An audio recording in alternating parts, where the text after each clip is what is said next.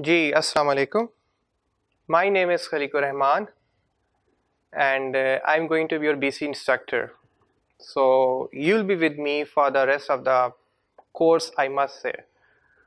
Okay, so I had plenty of experience in going through this course. So definitely you will learn a lot and I will give you certain new concepts, not from the book, but I will go through from the practical side more rather the bookish side. So without wasting our further time, so let's go through the first chapter. The first chapter is the introduction to communication. अच्छा, जो पहला chapter है जहाँ पे हम सिर्फ communication के बारे में डिस्कस करेंगे, देखिए अभी बिजनेस कम्युनिकेशन को ज़्यादा टच नहीं करने वाले. जो बिजनेस कम्युनिकेशन को हम टच करेंगे, जो बिजनेस कम्युनिकेशन की जो एग्जांपल्स आएंगी वो मोस्टली चैप्टर 2 में आएंगी. सो चैप्टर 1 में हम बेसिकली पढ़ेंगे कि कम्युनिकेशन होती क्या है, ह्यूमंस कम्युनिकेशन करते कैसे हैं, हम कम्युनिकेशन करते कैसे हैं. Okay, so this is a very basics. जिस तरह से अगर आपने घर बनाना है, सो घर बनाने से पहले आपको उसकी फाउंडेशन बनानी है. ओके, एक्सकवेशन ऑफ फाउंडेशन इसको बोलते हैं. You are suppose to make the excavation of foundation. Okay, so ये जो फर्स्ट चैप्टर है, this is about the excavation of foundation. ये आपकी फाउंडेशन डेवलप करेगा. सो आगे मूव करने से पहले हमें ये तो पता होना चाहिए कि कम्युनिकेशन क्या होती है.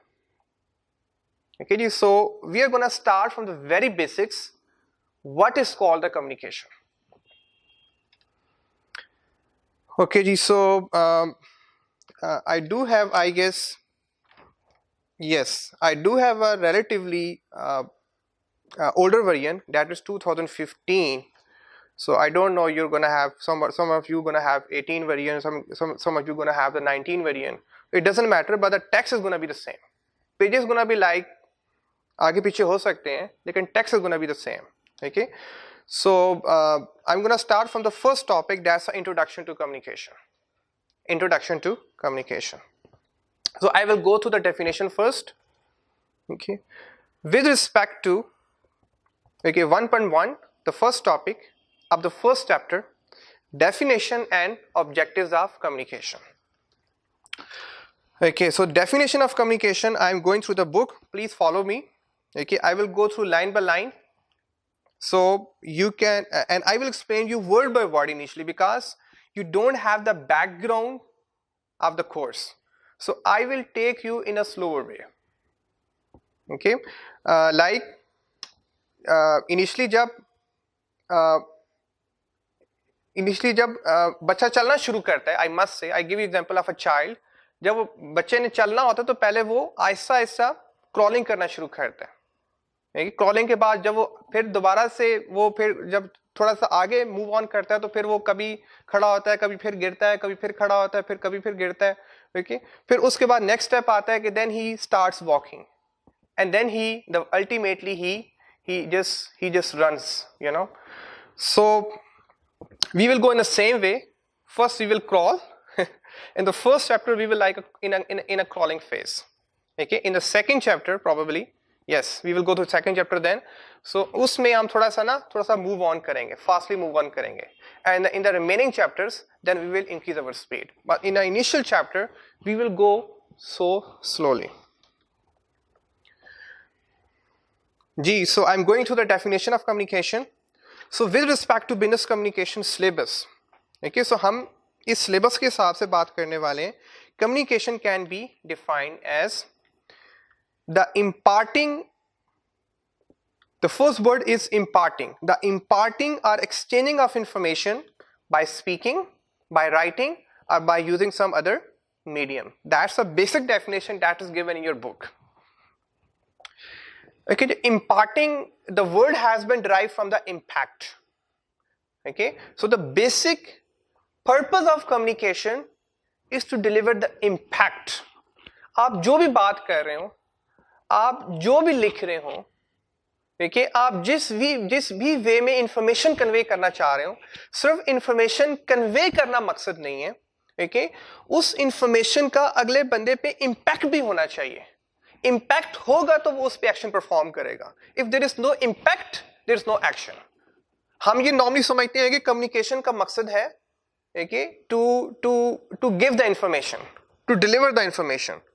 देखिए जो रियलिटी है कम्युनिकेशन की वो ये है कि आप इस वे में कम्युनिकेट करें कि अगला बंदा उससे 100 वे में उससे इम्पैक्ट ले, उससे कोई असर ले.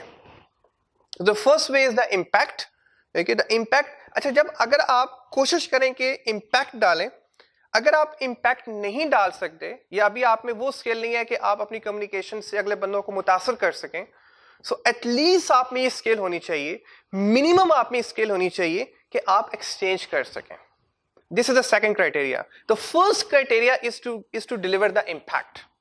The first criteria is to bring the influence कि जो अगला बंदा आपकी बात सुन रहा है, आपकी बात सुन के वो उसका असर ले, क्योंकि जब वो असर लेगा, क्योंकि एक क्या खूब कहते हैं कि जो बात दिल से निकलती है असर रखती है, और जब तक असर नहीं होगा अगला बंदा उससे मोटिवेट नहीं होगा, और जब तक मोटिवेट नहीं होगा वो उस पर एक्शन परफॉर्म नहीं करेगा. सो एक्शन परफॉर्म करेगा तो first thing is the impact. Okay, so so impacting. After the impact, if you're not able to impact initially, definitely some of you are not able to deliver the impact initially, so at least you should be able to deliver the message in a proper way. So that is called the exchanging of information. So the imparting, the first priority is the imparting. Okay, if you're not able to impart, then go for the exchange. So the imparting or exchanging of information by speaking, हम जो information को deliver करते हैं, जो natural way of information delivery है, that is through the speaking. Okay, so हम बोल के भी इंफॉर्मेशन को डिलीवर करते हैं. Okay, the second one is the writing. Okay, हम लिख के भी डिलीवर करते हैं और यूजिंग सम अदर मीडियम. अब अदर मीडियम में होता है लाइक योर बॉडी लैंग्वेज, जो हम बाद में डिस्कस करने वाले हैं. So I am gonna go through the definition again. Okay जी, the imparting or exchanging of information by speaking, by writing, or by using some other mediums. Okay, I hope you understood this definition. So let me again go through in explanatory way the definition कि हर वो information कि जो impact डाले या at least वो information deliver हो जाए, exchange हो जाए, okay, और जो natural way है deliver करने का, that is through the speaking. Okay, but in official communication definitely we go for the written communication, and sometimes बल्कि most of the time okay, we go through the body language, like हम इशारे करते हैं, ऐसे करते हैं, eye contact करते हैं, thumbs up करते हैं. Okay, so that is the basic definition of communication that I covered now. So let's move on. Thereafter I will go through word by word. Please with me. Okay, please with me.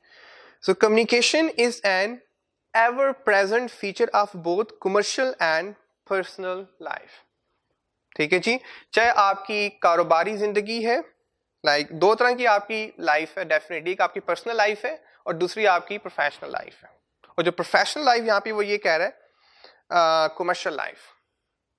Okay जी, सो आपकी mostly दो ही lives होती हैं. एक तो आपकी जो personal life है, जो फैमिली लाइफ है, जो आपके फ्रेंड्स के साथ है, कि जो आप ज़ाती ज़िंदगी आपकी बेसिकली वो आपकी पर्सनल लाइफ है. और उससे हट के जब आप अपने मकसद में इन्वॉल्व होते हैं, अपने गोल में इन्वॉल्व होते हैं, ओके, और जहाँ पे आपका मेन मकसद होता है कुछ कमाना, बेसिकली कमर्शियल होता है, to earn something, and mostly we earn from the professional environment.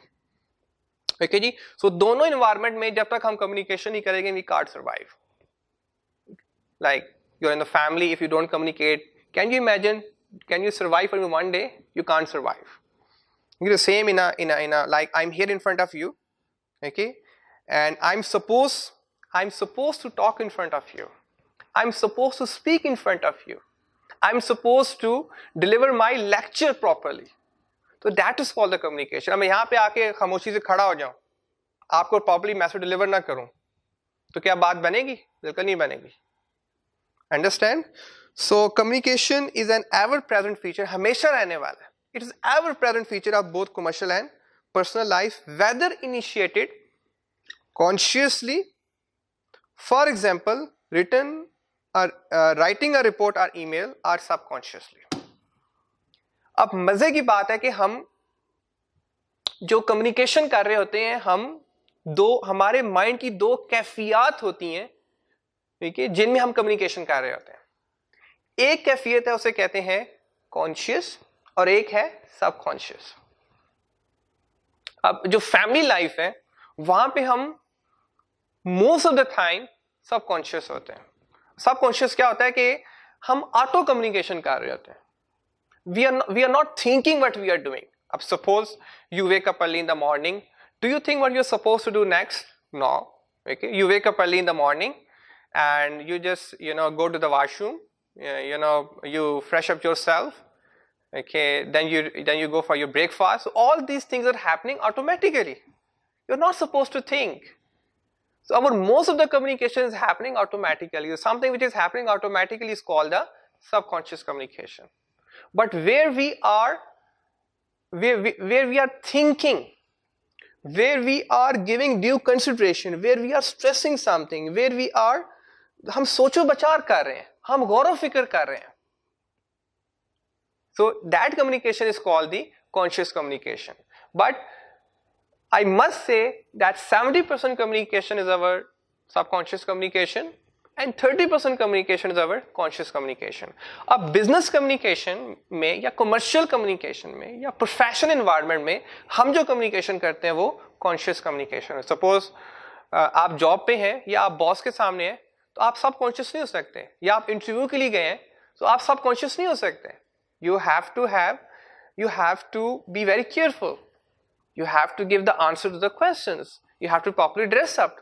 So all these things come under the consideration of conscious communication. जब हम लिखते हैं तो हम बड़ा सोच समझ के लिखते हैं. स्पेशली आपकी बुक में लिखा हुआ है राइटिंग अ रिपोर्ट और ईमेल. अब जब भी रिपोर्ट लिखी जाती है तो हम बड़ा उसको ध्यान से लिखते हैं, बड़ा सोच समझ के लिखते हैं. ओके जी. And subconscious through non verbal such as body language. ठीक है जी. सो हम ये बॉडी लैंग्वेज थ्रू भी कम्युनिकेशन होती है. लाइक मैं भी हाथ हिला रहा हूं, ये कौन सी कम्युनिकेशन है? सबकॉन्शियस कम्युनिकेशन है. अंडरस्टैंड? मैं आपसे आई कांटेक्ट कर रहा हूं, कौन सी कम्युनिकेशन है? सबकॉन्शियस कम्युनिकेशन है. मैं यहां पे खड़ा हूं, कौन सी कम्युनिकेशन है? सबकॉन्शियस कम्युनिकेशन है. Okay. So I have to be natural. जो आपका नेचुरल तरीका होता है, जो आपका नेचुरल वे होता है, दैट्स सबकॉन्शियस कम्युनिकेशन. ओके. लेकिन जहां पे आप थोड़ा सा फॉर्मल हो जाते हैं, बल्कि आई मस्ट से कि आप समटाइम कुछ ज्यादा ही फॉर्मल हो जाते हैं, तो that all communication come under the category of conscious communication. Conscious communication. I hope you understood this concept. Okay ji. So let's move on to emphasize the relevance of communication in business. अब business की बात कर रहे हैं, देखिए आप उसकी different dimensions है communication की, लेकिन हमने business के context में रहना है. Harold Janus person था, a writer on organization psychology, जो ऑर्गेनाइजेशंस पे लिखता था, ऑर्गेनाइजेशन की साइकोलॉजी पे लिखता था, एक पर्सन था. Okay. Harold Janis, he made a research. उसने क्या ऑब्जर्व किया? देखिए what he has written, the word of business is a word of action. ठीक है. कहते हैं ना हरकत में बरकत है. जब तक आप मूव नहीं करेंगे आपकी जिंदगी में बरकत नहीं होगी. ओके. सपोज मैं मूव करके यहाँ पे आया और आपको लेक्चर डिलीवर कर रहा हूँ. अगर मैं बेड पे ही होता या अगर मैं मूव ही ना करता, सो I couldn't perform anything.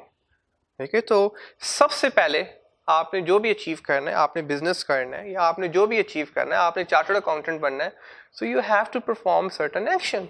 You have to study, you have to listen to this lecture. ठीक है. जब तक आप कुछ करेंगे नहीं, जो भी करना है आपने करना है, जो मैंने करना है वो मैं कर रहा हूँ. मैं आपको लेक्चर डिलीवर कर रहा हूँ, लेकिन लेक्चर डिलीवर के बाद फिर आपका भी एक्शन बनता है. मेरे एंड पे जो एक्शन था वो मैं परफॉर्म कर रहा हूँ. अब आपके एंड पे भी एक्शन है कि आपने उसको किस तरह से फुलफिल करना. ठीक है. तो जब दोनों साइड से एक्शंस अप्रोप्रिएटली परफॉर्म होंगे तभी बात बनेगी. सिर्फ एक साइड पे एक्शन परफॉर्म नहीं, मैं एक्शन परफॉर्म कर लूँ आप एक्शन परफॉर्म ना करो फिर भी बात नहीं. आप विलिंग है सुनने के लिए, मैं प्रॉपर्ली एक्शन परफॉर्म ना करूं फिर भी बात नहीं बनेगी. सो दोनों साइड पे एक्शन प्रॉपर्ली परफॉर्म होंगे तो बात बनेगी. I hope you understand. Okay, products are design, made and sold. चीजों को बनाया जाता है, नहीं सबसे पहले डिजाइन किया जाता है, डेफिनेटली डिजाइन किया जाता है, उसके बाद उनको फिर बनाया जाता है, उसको फिर सोल्ड किया जाता है। पीपल आर हायर्ड एंड, और उनको बनाने के लिए, उनको बेचने के लिए आप लोगों को हायर करते हैं, उनकी फिर सर्विसेज लेते हैं, टेक्निकल लोग होते हैं जो उन चीज़ों को बनाते हैं। ओके, और उन लोगों को फिर मैनेज करने के लिए यहाँ पर पॉलिसीज बनाते हैं। Policies are devise and implemented. हम पॉलिसीज को बनाते हैं, उनको फिर इम्प्लीमेंट भी करते हैं। Okay, jobs are learn and performed.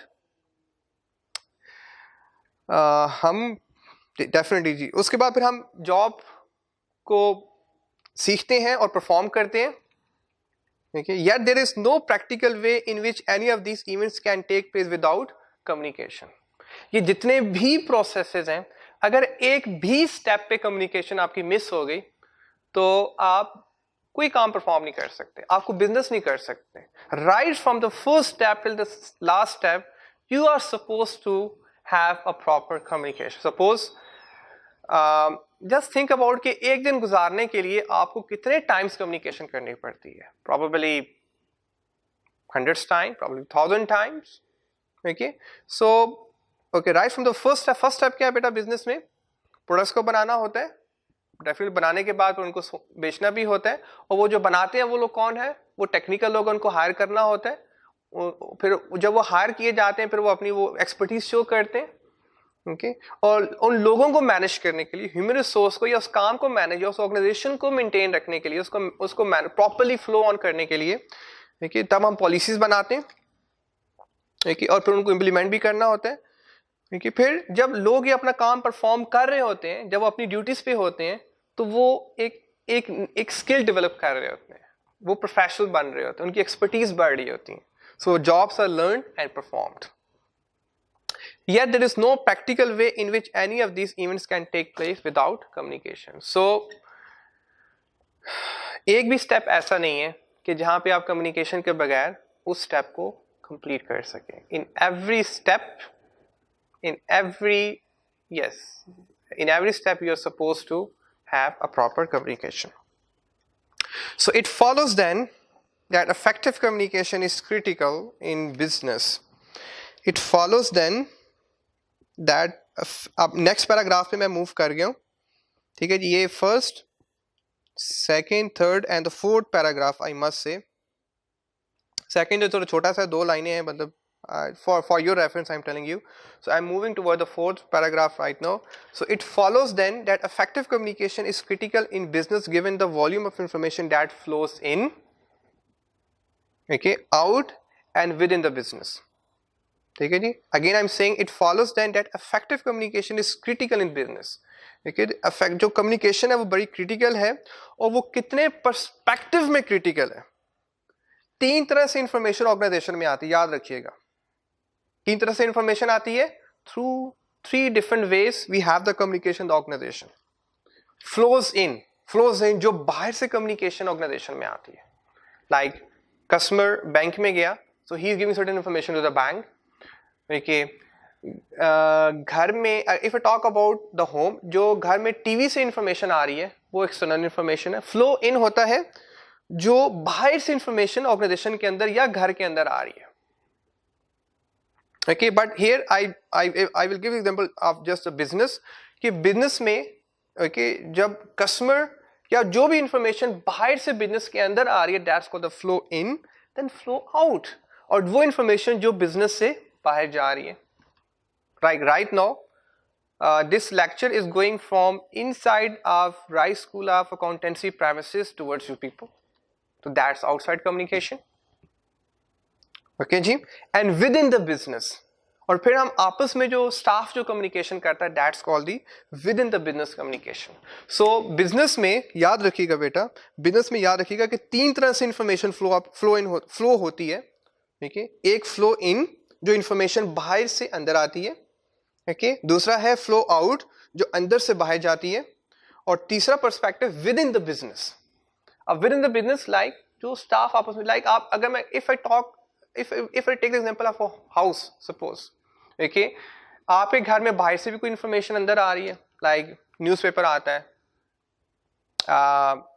हमसाए से, लाइक आंटी आती हैं आपके घर में आपकी मॉम से मिलने के लिए, तो वो जो इन्फॉर्मेशन देती हैं वो आउटसाइड, वो है फ्लो इन, वो बाहर से इन्फॉर्मेशन आपके घर में आ रही है।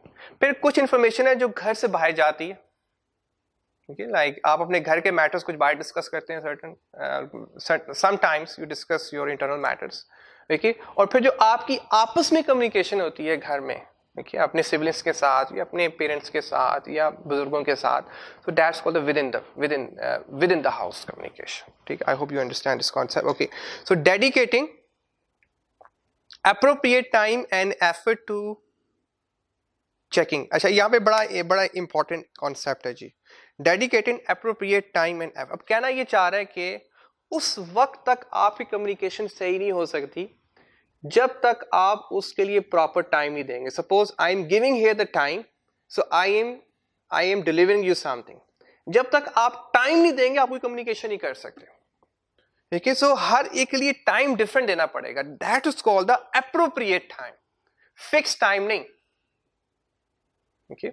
सो कुछ कस्टमर है उनको आपको सपोज आधा घंटा भी देना पड़ेगा, मीटिंग हो रही है, कुछ को आपको 10 मिनट, कुछ को आपको 2 मिनट, ओके, कुछ को सिर्फ अस्सलाम वालेकुम, हर एक के लिए आपको कुछ ना कुछ टाइम एलोकेट करना पड़ेगा। जब तक आप टाइम एलोकेट नहीं करेंगे उस वक्त तक आपकी कम्युनिकेशन प्रॉपर नहीं हो सकती। So the first concept is appropriate time, dedicate, allocate your appropriate time. जितना आप टाइम दे सकते हो, जितना टाइम रिक्वायर्ड उतना ही टाइम देना है, ना उससे कम देना है ना उससे ज्यादा देना है। कोशिश करें ना उससे ज्यादा टाइम दे, अपना टाइम वेस्ट ना करें, और ना कम देंगे तो क्वालिटी कंप्रोमाइज हो जाएगी, क्योंकि एप्रोप्रिएट टाइम एंड एफर्ट, फिर उसमें पैशन भी होना चाहिए, ओके। वो आप डेडिकेटेडली काम कर रहे हैं, मैं यहाँ पढ़ा रहा हूं, आपको टीच कर रहा हूं, तो सिर्फ यहाँ पे टाइम लगाना मकसद नहीं है, सिर्फ यहाँ पे खपना मकसद नहीं है, okay.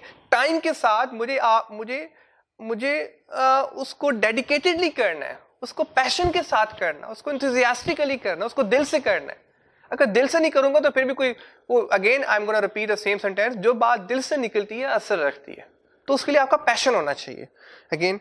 So dedicating appropriate time and effort to check, okay. जितना आप अच्छा टाइम देंगे और जितनी आप एफर्ट करेंगे उतनी अच्छा आप उसको चेक कर पाएंगे, उसको सुन पाएंगे, उसको the reading, understanding and absorbing information, ठीक है जी।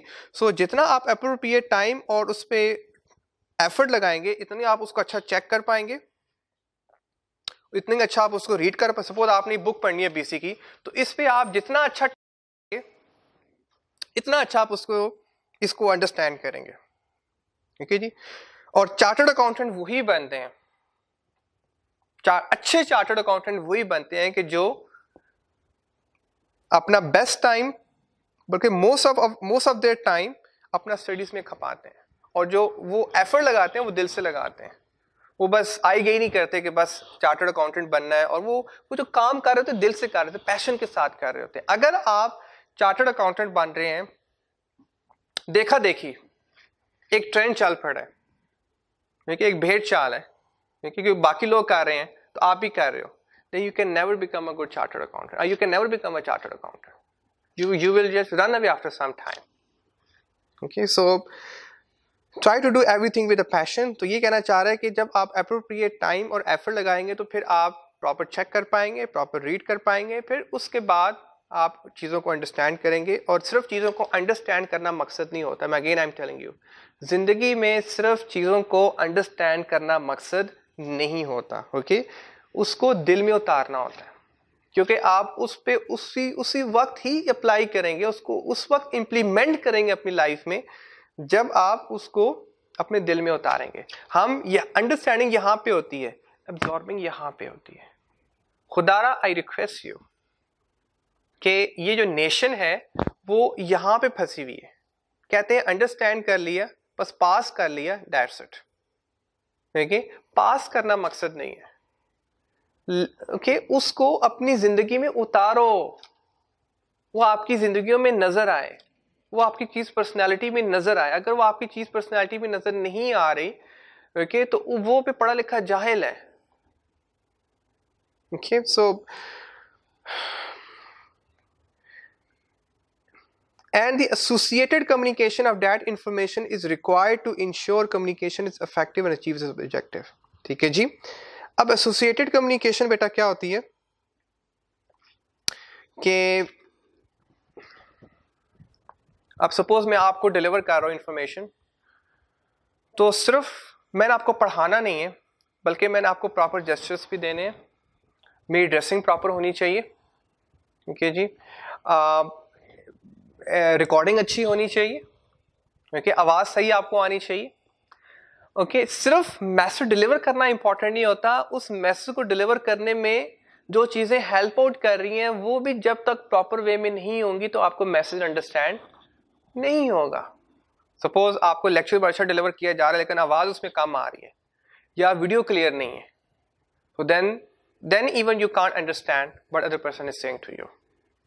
ओके जी. तो यहाँ भी कहना चाह रहा है कि टाइम भी लगाना है, एफर्ट भी लगानी है और हर उस चीज़ का भी ध्यान रखना है. एसोसिएटेड कम्युनिकेशन, हर उस चीज़ का भी ख्याल रखना है कि जो उस कम्युनिकेशन को प्रॉपर डिलीवर करने में आपको हेल्प आउट करेगी या मुझे हेल्प आउट करेगी. ठीक है जी. So I am done with the 4th paragraph. Now I am moving towards the next paragraph. Ultimately communication will have an impact on the profitability of an organization which in extreme could make the difference between success and failure. ठीक है जी. Suppose, okay, I give you example in this way. Suppose you go to any bank, okay, you want to open your account, but the account opening officer says अपनी शक्ल देखी है, okay, yeah, you don't deserve to be to have the account in our bank, okay, yeah, you don't I don't like you, you know, the sort of things. He just insult you in some way, he just insult you, okay. So will you go again to that bank? Okay, nowadays the customer goes where he gets more respect, where he gets more good communication, जहाँ पे उसको अच्छी communication मिलती है, जहाँ पे उसको polite way में उससे बात की जाती है, ठीक है, जहाँ पे उसको रिस्पेक्टफुली बिठाया जाता है, ओके, उससे कोई चाय शाय पूछी जाती है, उससे उसका कोई हालचाल पूछा जाता है. सो he likes to be more there. Okay, I give you example कि सपोज आप लोग अपने बाइक का काम करवाते होंगे, डेफिनेटली ट्यूनिंग वगैरह, तो आप किसी एक के पास ही बार बार क्यों जाते हैं, और वो शायद आपके घर से कोसों दूर हो. समटाइम ऐसा भी होता है कि कई किलोमीटर दूर होता है, but you go to that person to have your work done. आपके घर के पास क्यों होता है, यू डोंट गो देयर, क्योंकि उसके साथ आपकी साइकी मैच कर जाती है, उसके साथ आपकी केमिस्ट्री, वो आपसे इतने अच्छे वे में कम्युनिकेशन करता है कि आपको अपनायत फील होती है. सो कस्टमर वहीं पे आएगा जहां पे उसको अपनायत का एहसास होगा. ठीक है, तो जब अपनायत का एहसास होगा तो फिर कस्टमर बार बार आएगा, और जब बार बार आएगा तो फिर डेफिनेटली प्रॉफिटेबिलिटी हिट करेगी, और प्रॉफिटेबिलिटी अच्छे वे में हिट करेगी. ठीक है, लेकिन अगर वो फर्स्ट टाइम ही अगर वो हार्शली वे में बात करे, सपोज आप दुकान पे गए, आप उसको बोलते हैं जी मुझे आई नीड 5 kg शुगर, ठीक है, और वो बोले देखिए मतलब your colour is not matching with the sugar, okay, जब पहले जनाब मुंह धो के आए, चिट्टा करें, ओके, तो it doesn't make any sense. ठीक है जी. So customer is always right, I must say. Okay, मैंने आपको थोड़ी सी एक स्टूपिड एग्जांपल दे दी है, बट जब भी कस्टमर आपके पास आएगा you have to give him respect in any way. जैसा भी कस्टमर है, देखिए वो जैसा भी लग रहा है, उसने जैसे भी कपड़े पहने हैं, he is always right and you have to give him respect. The more you give him respect the more he will attach to the business. Ultimately आपको उसको अपने बिजनेस से अटैच करना है. Okay, he will attach to your business, your profitability will increase. But if he just go away from your business, okay, so company problematic होना शुरू हो जाएगी. क्योंकि कंपनी जो सर्वाइव करती है किसी बेस पे करती है, कस्टमर्स की बेस पे करती है, क्लाइंट्स की बेस पे करती है. ओके जी. तो ये कहना चाह रहा है कि एक प्रॉफिटेबल ऑर्गेनाइजेशन में और जो एक नाकाम ऑर्गेनाइजेशन होती है, में जो मेन डिफरेंस होता है वो कम्युनिकेशन का होता है. okay.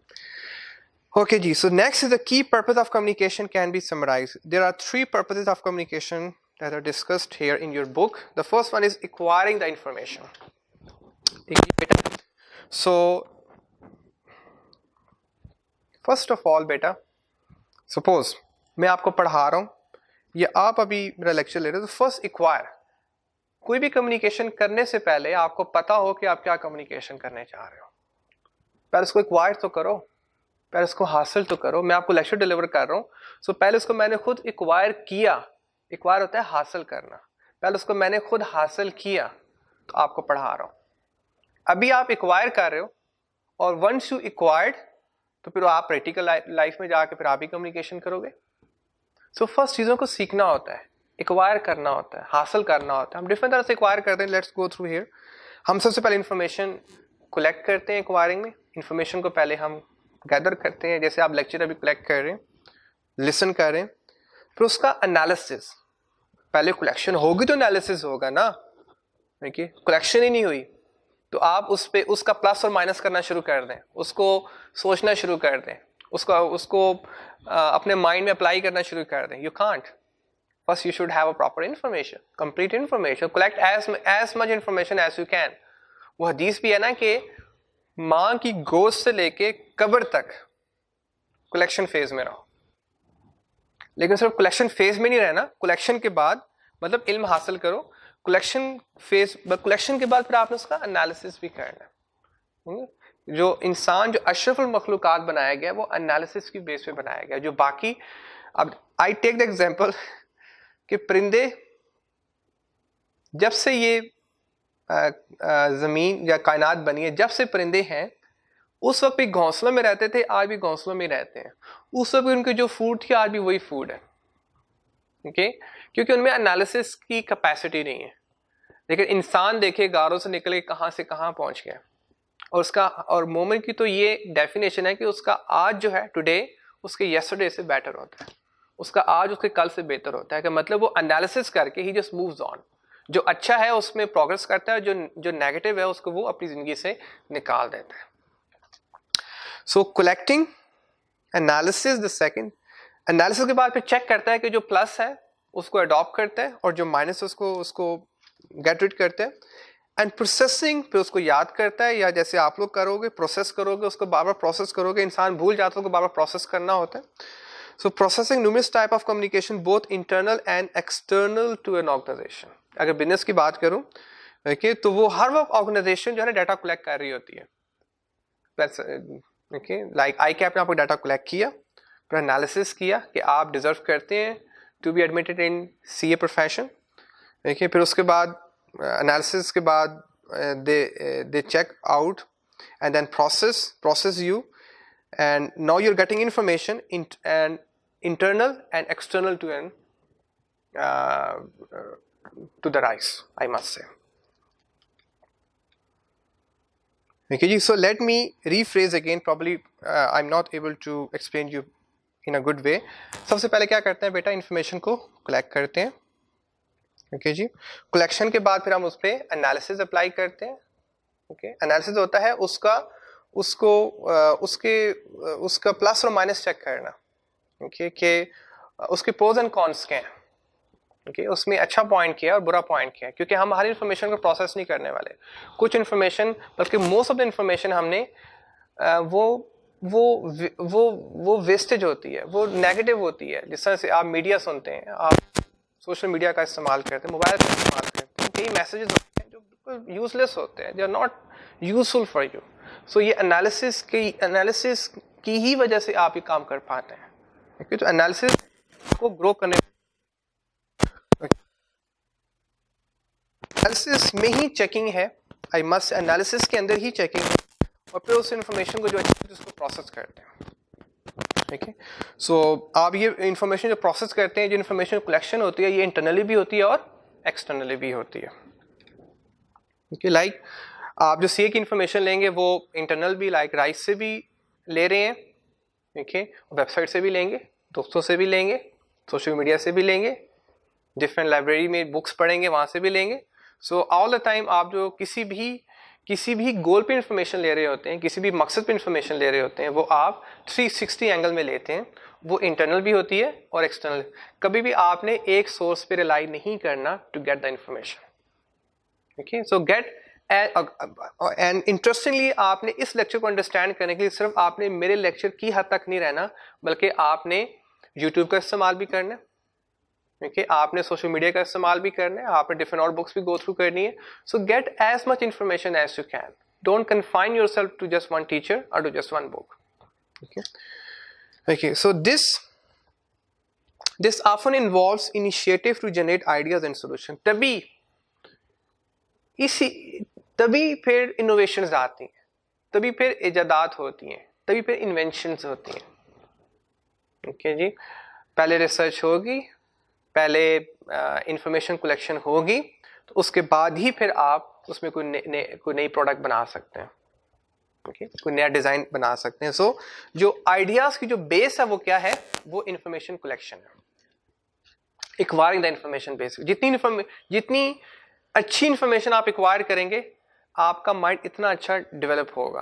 ओके, सपोज आप सीए की इंफॉर्मेशन या एएफसी की या बीसी की इंफॉर्मेशन जितनी अच्छी लेंगे राइट नाउ, ओके, पेपर में इतना अच्छा परफॉर्म करेंगे, इतने अच्छे आपको आइडियाज आएंगे।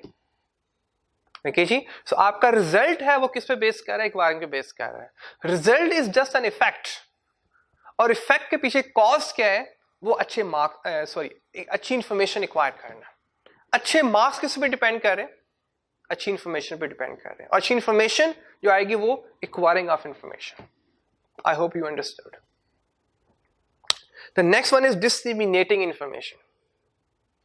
ओके, बिफोर प्रोसीडिंग फर्दर मैं ऐसे समझाता हूं बेटा कि सपोज मैं अभी इनहेल कर रहा हूं, फिर मैंने एक्सहेल भी करना है। ये एक नेचुरल फिनोमेना है, एक नेचुरल लॉ है कि जो आपकी बॉडी के अंदर जाएगा उसने बाहर भी आना है।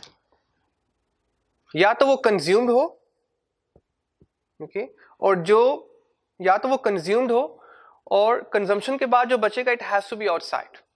ओके, आप सपोज सीए की इंफॉर्मेशन अभी आप जो भी पढ़ रहे हो, आपने सिर्फ इसको अपनी हद तक नहीं रखना, इसको आगे शेयर करना है। सपोज मैंने पहले एक्वायर किया, अब एक्वायरिंग के बाद अब मैं इसको डिसेमिनेट कर रहा हूं। डिसेमिनेशन होता है इंफॉर्मेशन को आगे फैलाना। जिस तरह से ये बल्ब है, मेरे ऊपर ये बल्ब लगा हुआ है, अब इसकी रोशनी जो है ना ये डिसेमिनेट हो रही है, ये पूरे रूम के अंदर है कि ये सिर्फ मेरे पास, ये सिर्फ मैं नहीं देख पा रहा, या यहाँ पे जितने भी लोग बैठे हैं वो उसको सबके लिए वो इक्वल है।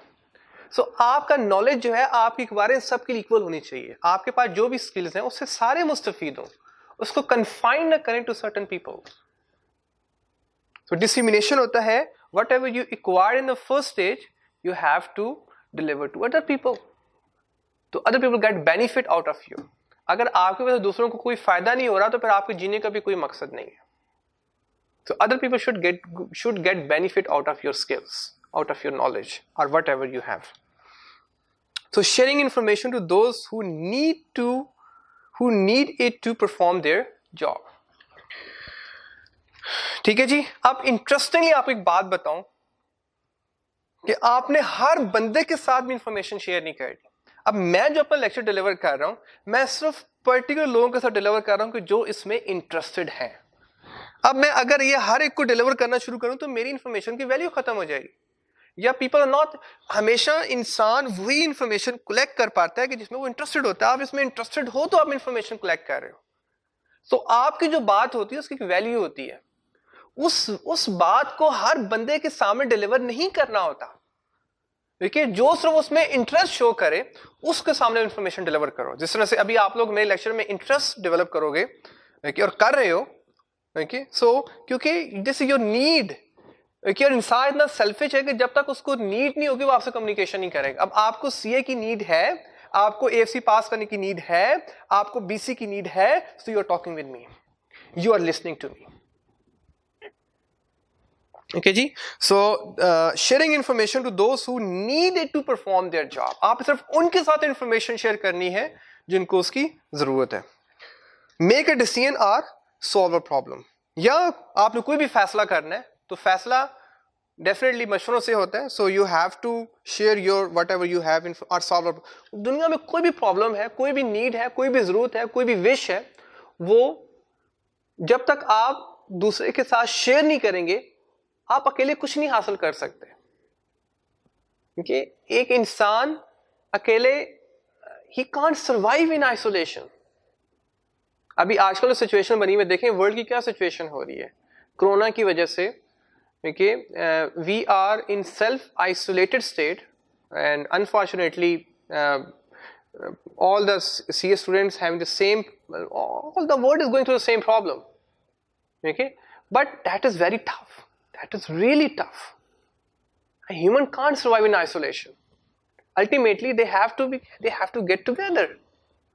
लेकिन happiness depends upon जितना आप दूसरों के साथ मिलजुल के रहेंगे इतना आप हैप्पी पर्सन होंगे. जितना आप आइसोलेशन में जाएंगे इतना आप अनहैप्पी होने वाले, इतना आप सैड डिप्रेस होने वाले हैं, टेंशन में आने वाले हैं. देखिए जी, so this might involves coordinating plans. अब कोऑर्डिनेटिंग प्लान्स क्या होता है कि आपने इंफॉर्मेशन डिलीवर करनी है, आपने इंफॉर्मेशन को डिसिमिनेट करना है, तो आगे कोई सुनने वाला भी तो हो. अब मैंने दीवार में थोड़ी बातें करनी है, मैंने आपसे बातें करनी है. ऑडियंस को सुनने वाली भी तो हो. कोऑर्डिनेट करना होता है प्लान. अब मैनेजमेंट हेल्प आउट कर रही है, राइज हेल्प आउट कर रहा है आपको. देखिए, सो कोई भी काम आप कहते हैं एक कामयाब मर्द के पीछे, एक कामयाब शख्स के पीछे या एक कामयाब चार्टर्ड अकाउंटेंट के पीछे कम से कम 10,000 लोग उसको इनडायरेक्टली सपोर्ट कर चुके होते हैं. कि 10,000 लोग इनडायरेक्टली, आपको नहीं पता कि आपको लोग किस किस तरह से सपोर्ट कर रहे हैं in order to become the chartered accountant. क्योंकि सपोज आपकी मॉम आपको हेल्प आउट कर रही हैं, आपके फादर आपको हेल्प आउट कर रहे हैं, आपको टीचर्स आपको हेल्प आउट कर रहे हैं, आप जिस पेट्रोल पंप से पेट्रोल डलवाते हो आते वक्त कि अपने बाइक में या अपनी गाड़ी में, वो आपको हेल्प आउट कर रहे हैं. सो lot of people are helping you out to achieve what you want to achieve in your life. तो ये तभी होगा कि जब आप दूसरों के साथ कोऑर्डिनेट करेंगे, वो आपसे कोऑर्डिनेट करेंगे. अकेले आप कुछ नहीं कर सकते. And communicating goals and structures. ठीक है, so again this might involve coordinating plans and communicating goals and structure. ठीक है जी, आपका गोल है कि सपोज आपका गोल है to become a chartered accountant, that's I am communicating with you. आप सिर्फ उन्हीं से कम्युनिकेशन करें और उनके गोल के मुताबिक कम्युनिकेशन करें. इंटरेस्टिंगली, ओके, अब आपके साथ मैंने जो कम्युनिकेशन करनी है अपने मुताबिक नहीं करनी. आपके साथ मैंने जो कम्युनिकेशन करनी है वो आपके मुताबिक करनी है. आपको जो गोल है आपके लेवल पे आके कम्युनिकेशन करनी है. ठीक है जी. And structures. ओके जी, सो जिस तरह से भी वो लोग लाइक एक फैमिली स्ट्रक्चर बना हुआ है या जो बिजनेस का स्ट्रक्चर बना हुआ है उसको मुताबिक इन्फॉर्मेशन डिलीवर करनी होती है. I will go through in detail कि स्ट्रक्चरिंग किस तरह से की जाती है ऑर्गेनाइजेशन में. आगे पूरा टॉपिक है इसके ऊपर. लेकिन सपोज जिस तरह से घर में है एक स्ट्रक्चरिंग हुई भी होती है, ये फादर हैं, ये मॉम है, ये बात फादर से करनी है किस तरह से करनी है, ये मॉम से किस तरह से करनी है, बड़े भाई से किस तरह से करनी है, बड़ी सिस्टर किस तरह से करनी है, दादाजी से किस तरह से करनी है. तो that's called structure. Same happen with organisation. Organisation में भी एक हायरार्की बनी होती है, एक स्ट्रक्चरिंग होती है कि बॉस हैं, डिफरेंट तरह के बॉसेज हैं, अब किस बॉस से किस तरह से बात करनी है. ठीक है, सो वो सारा डिसिमिनेशन में आता है. ठीक है जी. The third one is the maintaining relationship. ठीक है, तो first one is again I am going to repeat. The first one is acquiring. सबसे पहले आप इन्फॉर्मेशन को हासिल करते हैं. जब आप इन्फॉर्मेशन को हासिल करते हैं तो आपने इन्फॉर्मेशन को दूसरों को डिलीवर भी करना होता है, दूसरों के साथ शेयर भी करना होता है. ओके जी. और जब आप इन्फॉर्मेशन शेयर करते हैं कि अब मैं आपसे इन्फॉर्मेशन शेयर कर रहा हूँ और आप इन्फॉर्मेशन क्या कर रहे हैं, बोले क्या कर रहे हैं, एक्वायर कर रहे हैं. मैं क्या कर रहा हूँ, इन्फॉर्मेशन डिसिमिनेट कर रहा हूँ और आप क्या कर रहे हैं, इन्फॉर्मेशन एक्वायर कर रहे हैं. ओके, अब हमारा आपस में रिलेशनशिप कौन सा डेवलप हो गया, टीचर वर्सेस स्टूडेंट. सो डिसिमिनेशन जितनी अच्छी होगी और एक्वायरिंग जितनी अच्छी होगी इतना ही अच्छा ये बॉन्डेज क्रिएट होगा. और बॉन्डेज कौन सा है, टीचर वर्सेस स्टूडेंट का.